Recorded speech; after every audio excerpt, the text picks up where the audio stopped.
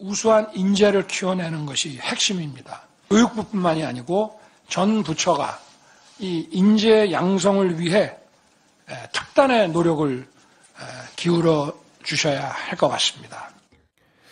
네, 윤석열 대통령이 지난 7일 열린 국무회의에서 한 발언인데요. 특히 교육부를 향해서 경제부처란 생각을 갖고 인력을 양성하라.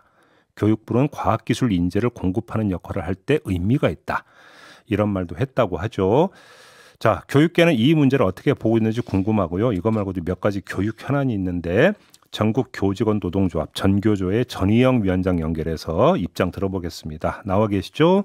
네, 안녕하십니까? 예, 안녕하세요. 일단 윤석열 대통령의 교육부 역할 설정에 대해서는 어떻게 평가를 하세요? 저 그 말을 듣고 지금이 무슨 박정희 정부 시대의 60, 70년대인가라는 생각이 들었어요. 네. 이 교육에 대한 대통령의 철학이 산업화 시대에 머물러 있는 것 같다라는 걱정도 되기도 했어요. 그리고 어제는 또 한덕수 총리께서 교육부를 방문까지 하셨더라고요. 네. 네, 대통령뿐만 아니라 주변 참모들의 인식 또한 이와 같다면 더욱 심각한 문제라고 생각을 하고요. 이 교육부는 인력 사무소가 아니에요. 그리고 교육의 목적은 이윤 추구도 아니고 경제를 위한 도구도 아닙니다. 교육의 목적은 인간의 성장을 돕는 거죠. 윤석열 대통령은 교육의 의미와 목적을 다시 한번 성찰해 주셨으면 좋겠다라는 생각이 들었습니다. 그런데 자, 그러면 교육부가 이전의 명칭이 교육인적자원부였잖아요. 아예 네. 교육부 명칭에 인적자원이라고 하는 개념이 포함이 된 적이 있었고 교육부 장관이 지금 부총리, 사회부총리를 겸하고 있는 이유가 각 정부 부처에 흩어져 있는 인적 관리라고 하는 것들을 통합해 들어가기 위한 필요, 부총리로 그러니까 격상시키는 이유 중에 하나가 이거 아니었습니까? 그럼 이게 윤석열 정부에서만 나타나는 특이 현상은 아니잖아요.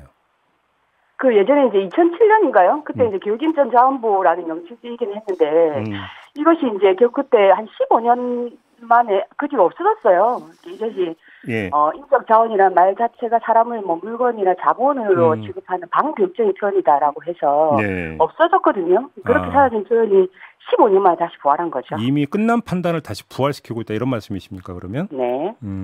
그렇게 보시는 거군요.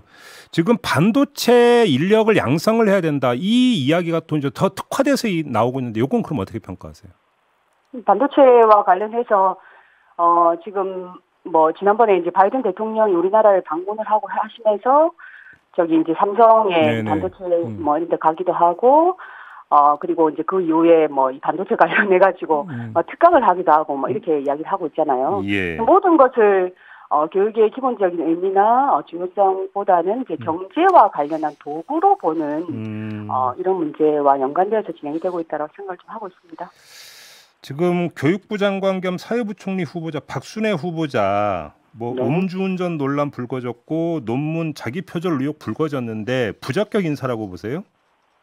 네, 일단은 대한민국 교육을 책임질 수장들이 이렇게 비도덕적인 문제로 논란이 되는 것 자체가 매우 참담하다라고 생각이 들거든요. 예. 그 교사들 경우는 올해부터 이 음주운전으로 징계를 받게 되면 영원히 교장 승진에서 제외되었어요. 아예 박탈됩니까 자격이? 네, 그럼 아예 제외되죠. 그만큼 교직사회에서 음주운전에 대한 처벌이 강화되고 있거든요. 예. 그런데 교원에 대한 임용, 인사 이런 정책을 총괄하는 교육부 장관이 게다가 만취 상태에서 음주운전을 했다라는 전력을 가지고 있는 것이 큰 문제라고 보고 이 논문의 중복 게재에 대해서도 엄격한 잣대로 여태껏 봤어요. 예전에도 이 교육부 장관이나 교육부 장관 후보자들이 자진 사퇴하거나 이 문제로 지명 철회된 전력이 있을 정도죠. 근데 이 논문 표절을 심사해야 될 교육부 장관이 이런 논란이 있는 사람이라고 하면 교육부 장관으로서 자격이 있다라고 이야기할 수 있을지 의문이 듭니다. 그래요.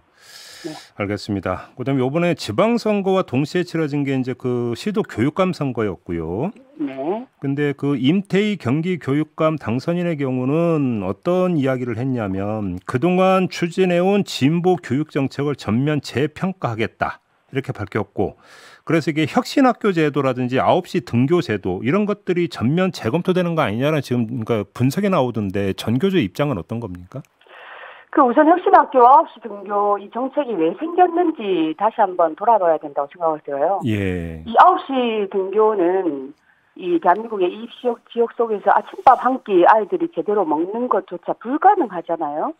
그래서 이 학생들의 건강권 문제를 적극적으로 제기하면서 추진된 정책인데 우리 아이들은 그래도 밥은 좀 먹이자 이런 것 때문에 준비했고 이 혁신학교는 일시 경쟁 교육만 이루어지는 학교에 대한 반성에서 시작되었습니다. 예. 학생들이 스스로 배움의 의미를 찾고 더불어 함께 사는 공동체 의식도 키울 수 있는 학교를 만들자 이런 거였어요. 네. 이 혁신학교를 보면서 여기는 놀기만 하고 공부는 뒷전이 아니냐 이런 이야기를 하는데 이 교육을 혁신하니까 성적도 올랐다라는 연구 결과도 수없이 많거든요. 그래서 그런가요? 예. 네, 맞습니다. 그래서 수많은 학부모들이 혁신학교를 지지하고 혁신학교 근처로 이사를 오고 선생님들이 앞다투어서 이 혁신학교를 지원하고 자발적이고 헌신적으로 활동을 하셨죠. 그래서 이 혁신학교는 진보교육감 지역이든 보수교육감 지역이든 끊임없이 확대가 되어 왔거든요. 예.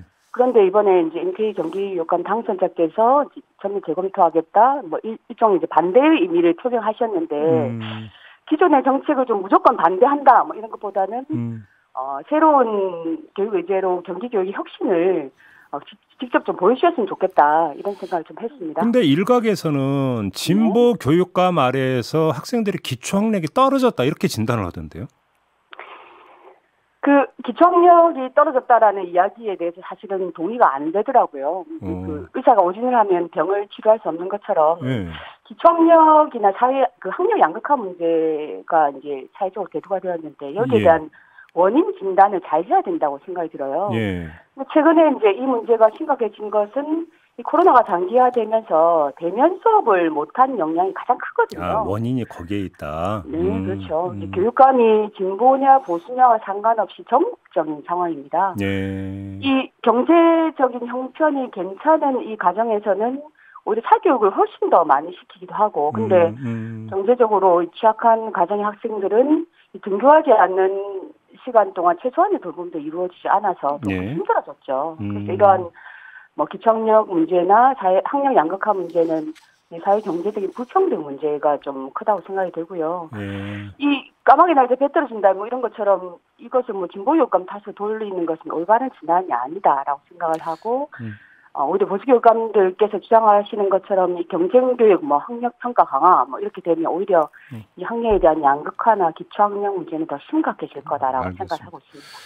부산으로 가면 지금 그 하윤수 부산교육감 당선인이 선거 기간에는 전교조를 상당히 비판을 했다고 하던데, 근데 당선된 후에 지금 전교조 부산지부에 인수위 참여를 요청을 했다고 하거든요. 일단 그 참여하기로 했습니까, 전교조는? 네, 전교조 부산지부가 참여하기로 했습니다. 어떤 판단으로 이렇게 참여를 결정하신 거예요? 어쨌든 이 학생들을 위한 거니까요. 이라는 게 뭐 대한민국 교육의 발전에 대한 부분들이기 때문에 비판할 것은 비판하더라도 협력할 것은 같이 협력을 해야죠. 그럼요. 네, 그래서 과거에도 그렇고 앞으로도 그렇게 기본적인 입장을 가지고 그렇게 하고 있고요. 다만 그 지난 교육감 선거 때 일부 후보들께서 전교조에 대해서 좀 부적절한 발언이 있었다고 보거든요. 예를 들면 어떤 게 있었습니까? 뭐 이제 전교조 교육 아웃이나 뭐 전교조 아웃이라는 것을 내걸고 중도 보수 연대 이런 뭐 기자회견도 하시고 뭐 이런 등등이 있었는데 아니면 전교조가 교육을 망쳤다 이런 발언들이 좀 부적절하다고 봐요.